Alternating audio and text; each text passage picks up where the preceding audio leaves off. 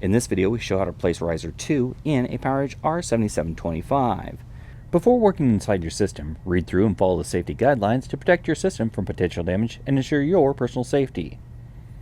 For more information about safety guidelines, see the service manual at dell.com/support. To remove riser 2A from the system with the cover, secondary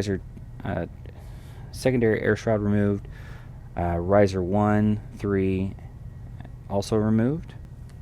Open the lock latch and then lift up on the riser to remove it from the system.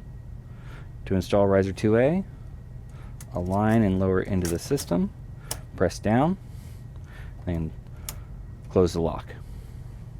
For more information or assistance about the PowerEdge R7725, visit dell.com/support.